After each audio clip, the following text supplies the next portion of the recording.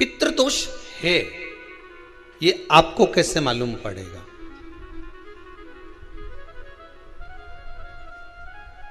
पितृ भूखे हैं इसका तो वर्णन हमने पहले कर दिया कि रात्रि को जब आप सोने के बाद में 1-1.5 घंटे बाद अगर आपकी नींद खुल जाए, 1 घंटा 1.5 घंटा आप सो लिए, उसके बाद जो नींद खुली तो 1-1.5 घंटे तक अगर आपको नींद नहीं आ रही है, रात्रि को सोने के बाद में 1 घंटे बाद जब उठे तो आपको प्यास लग गई,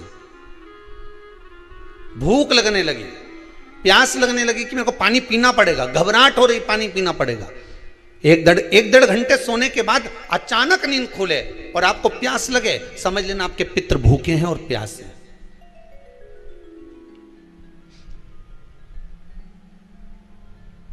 वो भूखे और प्यासे हैं, उनको जल की जरूरत है।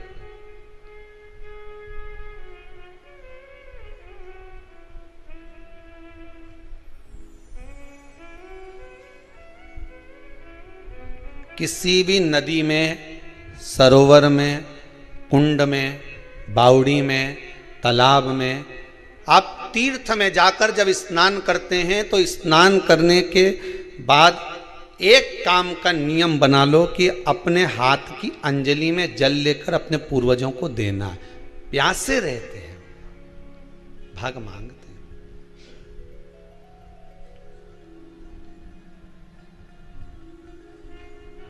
भाग प्राप्त करना।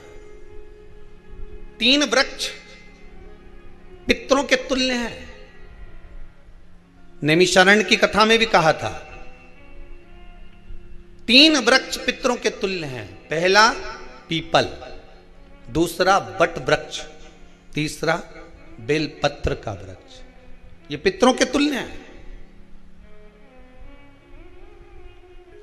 अगर आपको रात्रि में नींद नहीं आ रही है, ऐसा लगता है कि रात्रि को 1 घंटा 1.5 घंटा सोने के बाद कुछ गलत गलत विचार आने लगते हैं, नींद सुबह 3 बजे तक 4 बजे तक नहीं आती, 4 बजे के बाद फिर नींद आती है, तो एक प्रैक्टिकल जरूर कर कर देखना। एक प्रैक्टिकल करने में क्या जाता है, प्रयास करने में क्या कुछ जाता है क्या? प्रैक्टिकल कर कर देखना कि कहीं सियोर वाला महाराज झूठ तो नहीं बोल रहा, तो प्रैक्टिकल करने में कुछ नहीं जाए। 1 लोटा पानी लो, उसमें थोड़ा सा कच्चा दूध डाल लीजिए, श्राद्ध पक्ष चल रहा है, बेलपत्री का पेड़ या पीपल का पेड़ या बट का पेड़, इन पेड़ के नीचे ले जाकर उस दूध को दोपहर में सुबह 10 बजे से लेकर 12 बजे के बीच में ले जाकर चढ़ा दीजिए। रात्रि को फिर ना आपको प्यास लगेगी, ना भूख लगेगी, नींद एक बार लगी तो सुबह ही खुलेगी। प्रैक्टिकल करने में क्या जाता है? पानी डालने में तुम्हारा कुछ जाएगा? अरे बोलो तो सरी, हमें 10 रुपया का दूध जरूर उसमें, और तुम इतनी चतुर हो, इतना सारा दूध थोड़ी डालोगी, तुम 2 चीज़ डालोगे। कहाँ तुम इतना डालने वाली हो है?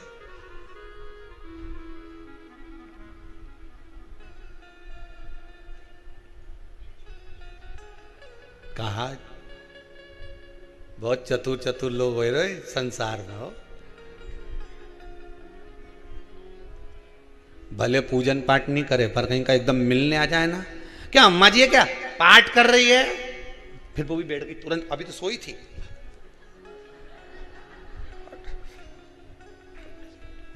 तुरंत। क्या पंडित जी हैं क्या, उनसे थोड़ा काम है, अभी माला जप रहे हैं, मालूम पड़े पंडित जी तो आराम से सेव फल खा रहे थे। अब प्लेट सोफा के नीचे घुसे, तुरंत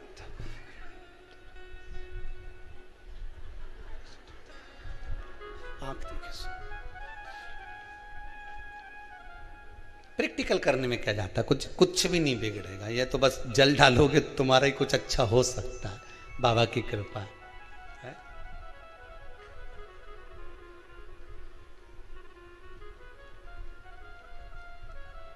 तीन वृक्ष पितरों के तुल्य हैं।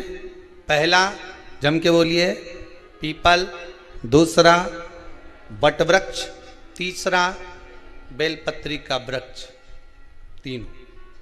पीपल के वृक्ष में 52,000 ब्राह्मण एक साथ निवास करते हैं, इसलिए पितृतुल्य है। बट वृक्ष ब्रह्मा जी के मस्तक से बना, इसलिए पितृतुल्य है। और बेलपत्री का वृक्ष माता पार्वती जी के अश्रु से बना। जब आंसू गिरे थे माता जगत जननी जगदम्बा पार्वती के, उस समय पर पितृलोक में हलचल उत्पन्न हो गई थी। हमारी नातिन की आंख में आंसू कैसे आ गए? मैनावती की पुत्री है,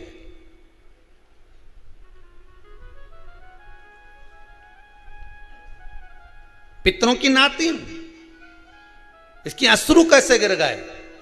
पार्वती जी ने कहा ये आंसू नहीं, मेरा पुण्य भाग प्रकट करती हूं बेलपत्री के रूप में। तो पितरों ने वर दिया था कि ये बेलपत्री का वृक्ष हमारा आशीर्वाद है, इसके नीचे अगर कोई दीप लगाता है, शिव को स्पर्श कर चढ़ाता है, उसके पितरों की शांति होगी। हम स्वयं उसको आशीर्वाद देने के लिए पधारेंगे। बेलपत्र का वृक्ष पितृतुल्य।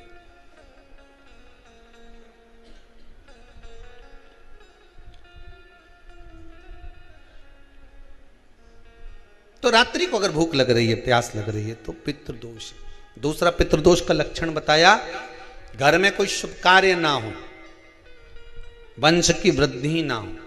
1 रुपये कमाओ, 1.25 रुपये खर्च हो रहे हैं, पैसा 10 जगह से कमाई आ रही है पर घर में टिक नहीं पा रही है, आया गया, पितृदोष है। जरा सी कटोरी पड़ी है, उसके पीछे विवाद चालू हो जाए, पानी ढुल गया उसके पीछे विवाद हो जाए, या छोटी छोटी बात में घर में क्लेश मचा हुआ है, पितृदोष है। समझ लो हमारे पूर्वज हमसे खुश नहीं है, प्रसन्न नहीं।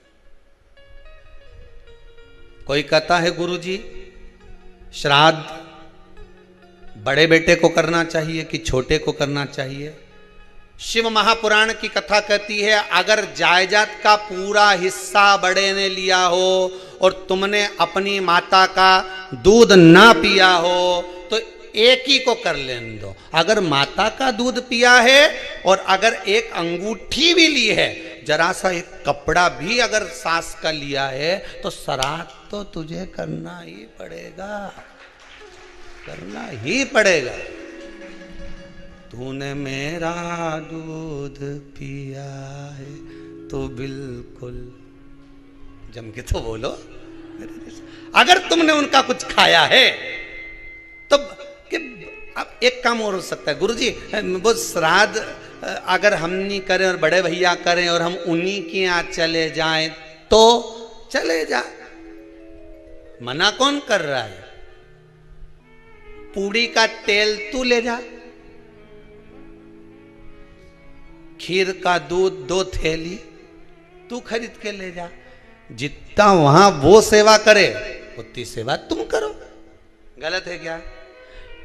जायदाद का भी तो हिस्सा किया था।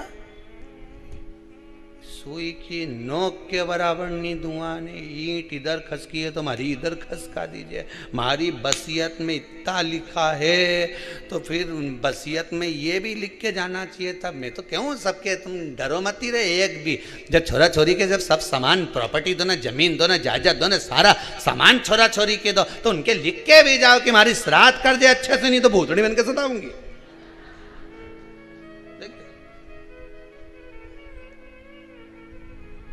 श्राद्ध करो। कितना दिया तुमको? बोलो, ईमानदारी से बोलना, कितना दिया? ढेरों।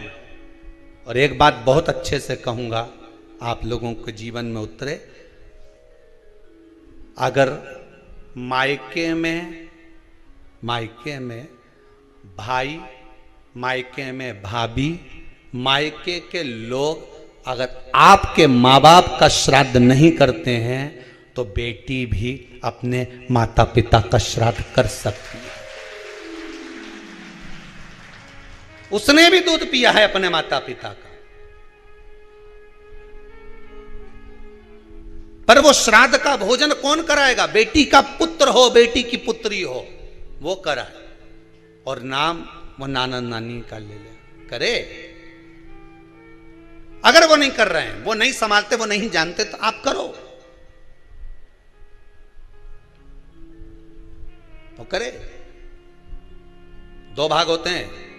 जब एक रोटी गाय के मुख में दी जाती है, गाय के मुख में जब हम रोटी देते हैं, एक रोटी जब देते हैं, या तो गाय के मुख में 16 श्राद्ध में जब रोटी देते हैं तो रोटी को बीच में से तोड़कर, रोटी का जो भाग होता है उसको, मतलब ऊपर से फुलका का परत नहीं निकालना है। रोटी जो सीधी सीधी है ना, जैसे ये रोटी है तो इसको बीच में से तोड़ लिया, दो भाग विभाजित कर लिया, नीचे वाले भाग में भी थोड़ा सा गुड़ शक्कर रख लिया, ऊपर वाले भाग में भी गुड़ शक्कर रख लिया, एक के ऊपर एक रोटी को रख लिया, वो गाय को दी।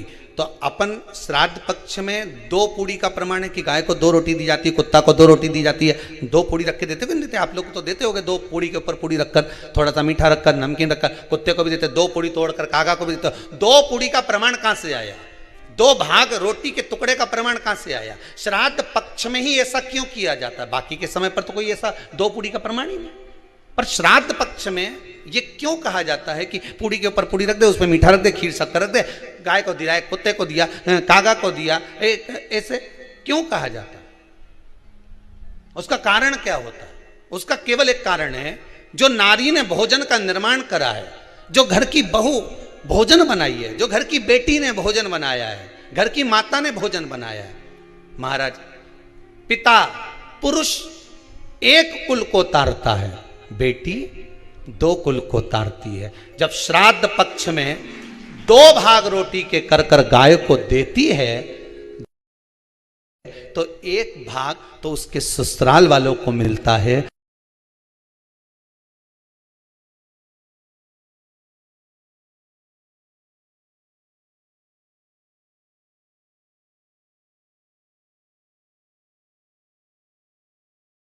मायके को भी मिले, ससुराल को भी। जब गया जी का पिंड होता है तो नाना नानी सबका स्मरण कराया जाता है। 2 भाग,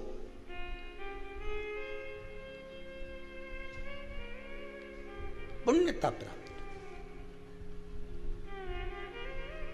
अब लोगों को मालूम तो है नहीं कि 2 पूड़ी क्यों रखते हैं, उसका कारण वर्णित है शास्त्रों। दोनों पक्ष तारने के लिए, दोनों पक्ष का स्मरण कराने। महाराज, बिंदु प्रेत योनि में पड़ा, चंचुला देवी उनके मोक्ष का प्रयोजन कर रही है, प्रयास कर रही। क्या करा जाए कि इनको मोक्ष मिल जाए? कहा शिव महापुराण की कथा। पार्वती मैया की सहेली बन गई और पार्वती मैया ने शिव महापुराण में प्रेत योनि से मुक्त होने के लिए कहा, तुम रुका जी के यहाँ जाओ, देवऋषि नारद के पास जाओ। नारद जी ने तुमरुका जी के पास भेज दिया। क्यों? नारद जी जानते हैं मैं कथा नहीं कह सकता, मैं कथा सुन सकता हूं पर कह नहीं सकता। कहने के लिए मुझे बैठना पड़ेगा, सुनने के लिए हो सकता है कि मैं चले जाऊं, वापिस आकर बैठ जाऊं।